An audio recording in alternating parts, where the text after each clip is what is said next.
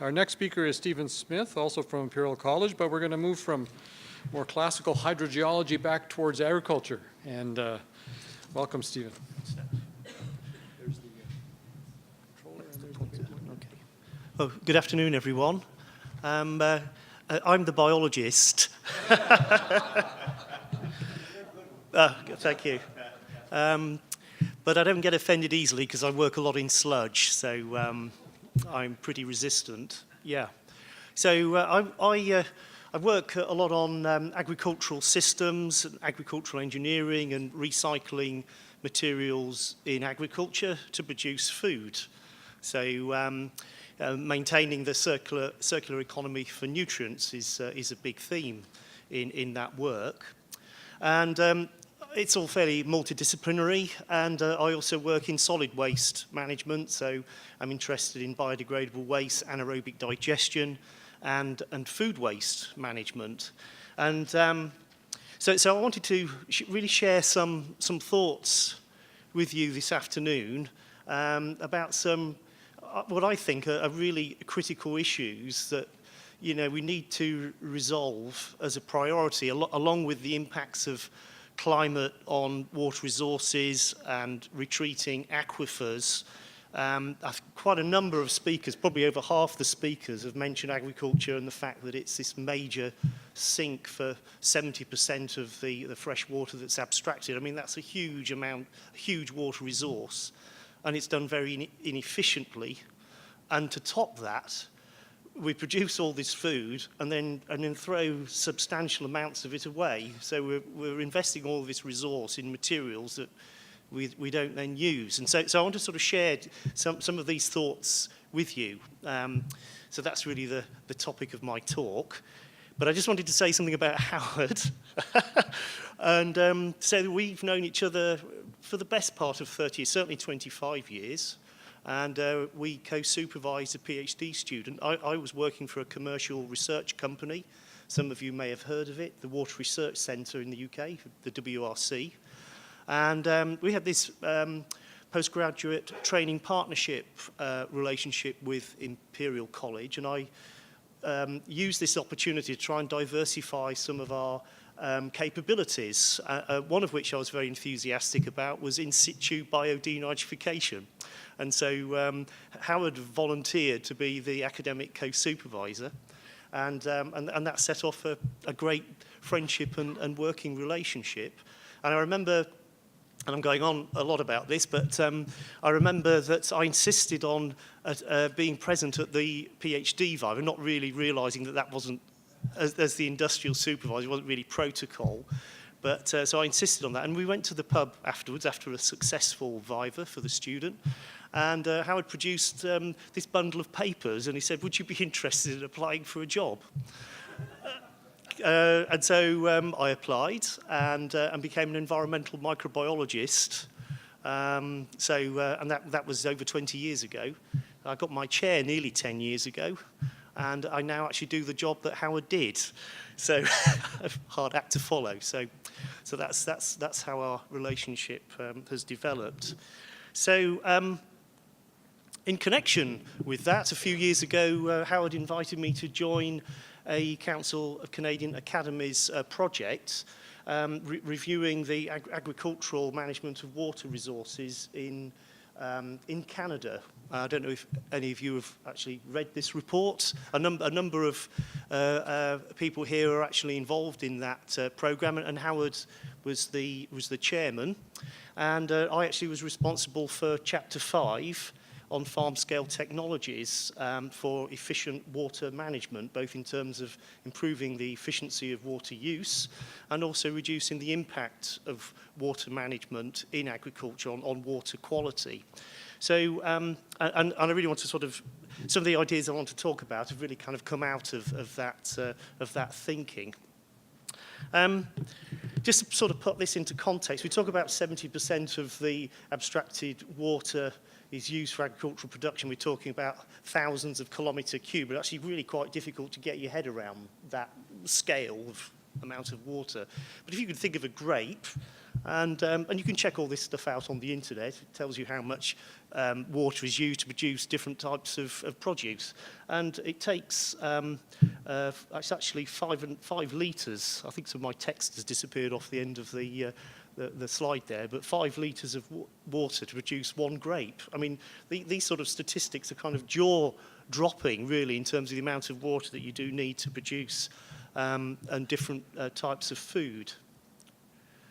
Okay, it's doing it all on its own. And you can have fun, putting this all into context with your students and reflecting on the amount of water it takes to produce different types of food types. And one which is a particular favourite of mine, and probably most of yours as well, is it takes 120 litres of water to produce a small glass of wine. Okay, so think of that when you're having a tipple a little bit later on this evening. So, yeah, agriculture consumes a lot of resource, a huge amount of resource. In terms of the global CO2 equivalent, there are different estimates in the literature, somewhere between 20 and 30% of the CO2 equivalents are embodied in food that we produce. I mean, this is a huge amount of energy and resource coming into our food.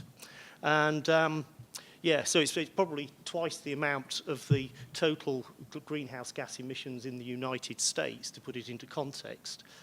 We've talked about the quantities of water. It's roughly equivalent to the amount of water in Lake Ontario. I mean, these are huge quantities. In terms of GDP, it's a relatively small. We put all this resource into producing food, but actually the value of it in terms of economy is actually really quite small. But of course, we need food to live, so it's pretty important, right? Yeah. And we also spread about 150 million tonnes of fertilizers, and as we've heard today and yesterday, quite a lot of that actually ends up in our water systems, both as nitrate and as phosphate, with all sorts of other secondary impacts. So a lot could be done to try and improve the way we manage these different resources. Population growth. I think this is a staggering situation. And when I'm talking about these issues with my students, I always draw attention to the fact that I was born somewhere around here, right? This is where I contributed to population growth. And we're up here now. So over my lifetime, which I'll show you is 55 years, population has doubled. And that's staggering, isn't it? And so certainly within the lifetimes of quite a few of us in this room, it's increased by at least twice. And is that going to have an impact on our environment, on our planetary systems? Of course it is, massive. And it seems to me that we're playing catch-up, but we're losing. We need to really invest heavily in mitigation and systems to adapt. We're doing things in the same way that we've always done them for 100 years. We need to get smarter. And I think what's exciting about Howard's initiative here on the Global Water Forum, is the fact that is a kind of a real start to try and tackle, get some momentum in terms of investing in initiatives and mitigation and understanding these problems and getting some traction to try and turn back the tide in terms of all these negative processes that are taking place as a result of population growth, which is then driving climate change. So it's like a cyclical problem. And of course, if the population is getting bigger, you need to produce more food. That means you need to use more water resources, but at the same time, we're getting better educated. Our economies are improving. So, we want more industrial products, so demand for water is increasing. And also municipal water use. We tend to use more water when we're more prosperous. So water use is increasing, and the United Nations expects water use for agricultural crop production to increase by 20% globally. So, I mean, we're still on an upward trajectory, which is not sustainable. Okay. So, agriculture, I mean, my background is actually horticulture. We've done a great job in producing lots of high-quality food until it gets processed, of course, but potentially high-quality food that's cheap. That's cheap food. We've basically been doing the same things. Modern agriculture really sort of developed 100 years ago.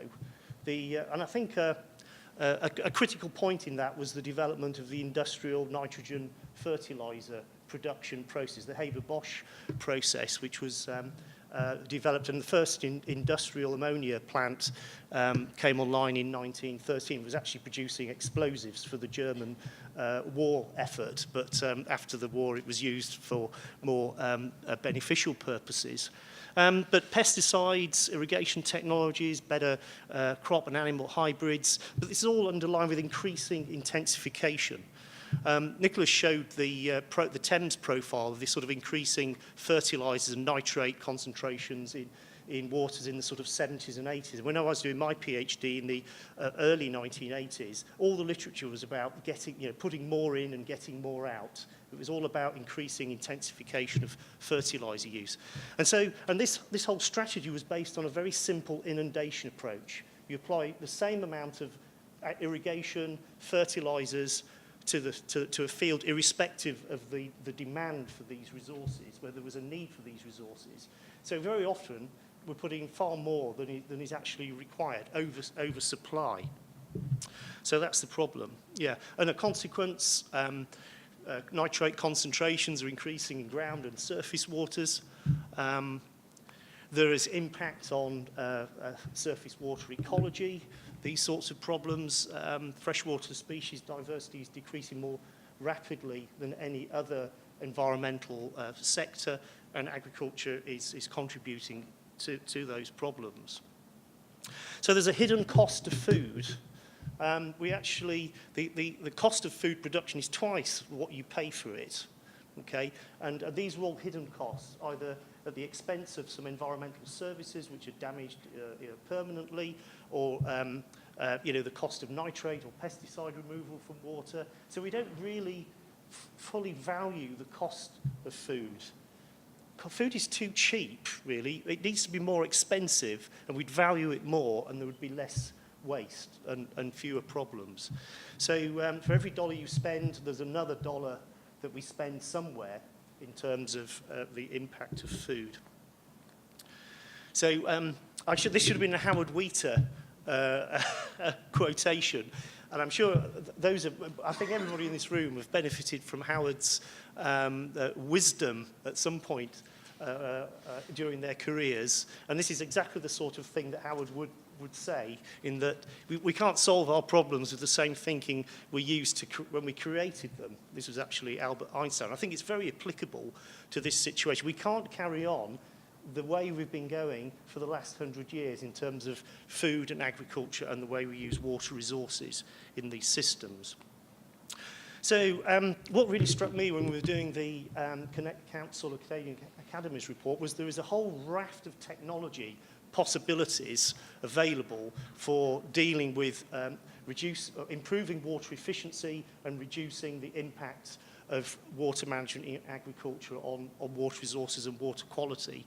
And I think by far one of the most exciting opportunities is precision agriculture with variable rate application to avoid this inundation type strategies. It minimizes inputs, it maximizes profitability, minimizes environmental impacts. And my view is that agriculture really is on the verge of another revolution, really, of a similar scale to what we had 100 years ago, but with very, very different objectives in terms of water saving, reduced environmental impact, and just better environmental and water stewardship in terms of the way we manage water.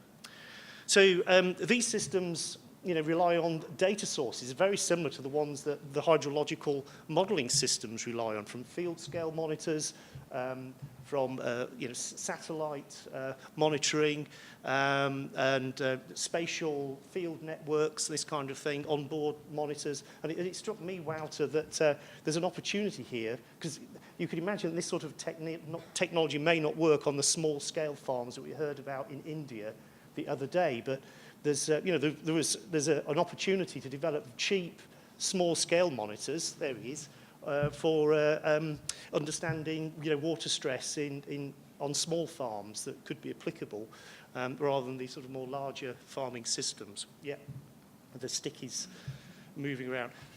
So precision irrigation is another opportunity, and the literature suggests that there can be significant water savings. If we could save on average 20% of the water across the board, I mean, that's massive.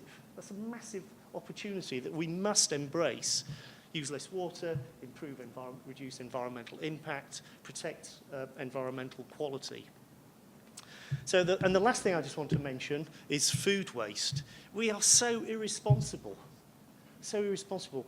Guys, in the US, about 50% of the food you produce, causing all these water scarcity problems, you throw away.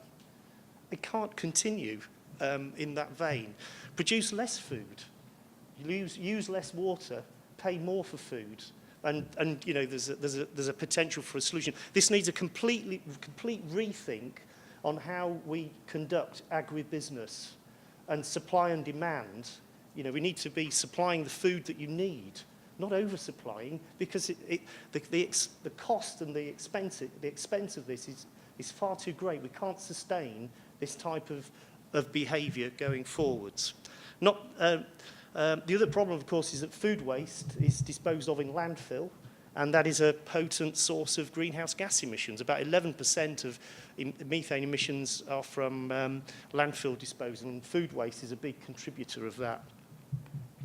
So we developed a food waste disposal model, and we looked at all the different types of foods produced in different regions of the world and the proportions of waste in these different regions.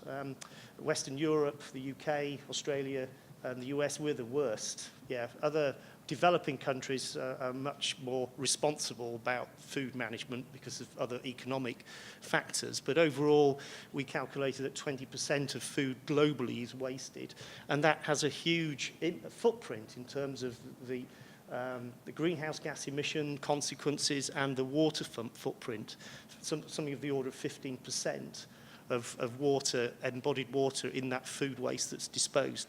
Not acceptable, okay? Not acceptable. So, conclusions, agriculture needs to increase food, and from a technological point of view, it can do that.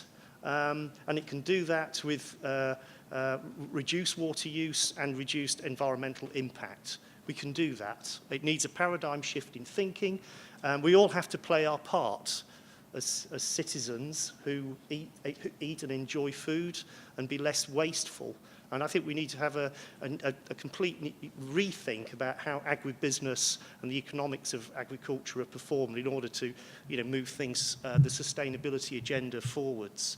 I do think that precision agriculture and variable rate systems will play a really critical role in that, and that will lead to an revolution in terms of water use efficiency and the use of other agrochemicals as well. Thank you.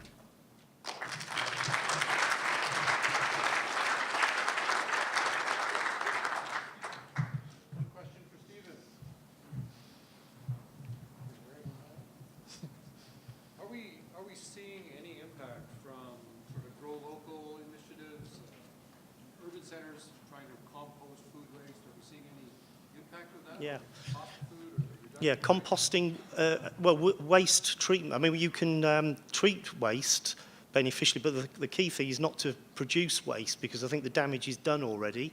I think if you have local production and, you know, local supply and demand, and the things are all matched up, then that would be a positive benefit. Yeah. Yeah. It might be possible to do that easy. Getting this supply-demand relationship might be easier to manage at a local scale rather than on, you know, a multinational scale.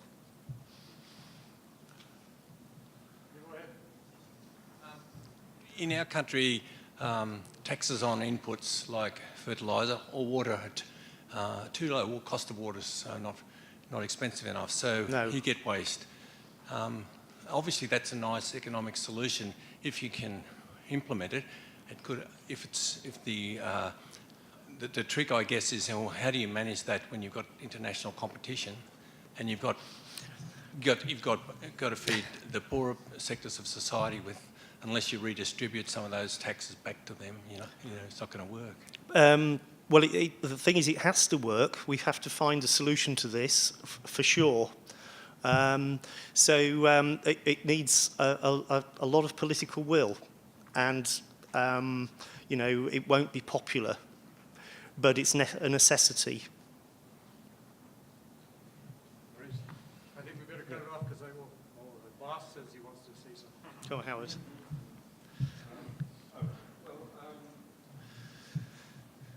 a quick question. I think there's quite a lot of drivers from the food production industry for sustainable food production badging of their products. So I think, could you comment on the drivers from industry for this kind of change?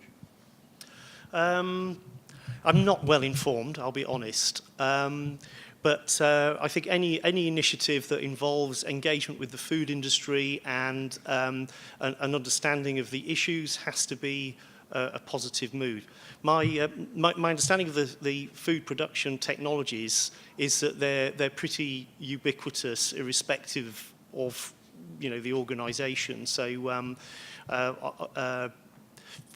if there are any specific initiatives for a particular organisation, yeah, I think the overall approach to agricultural food production is the same, irrespective of who's producing it. Yeah.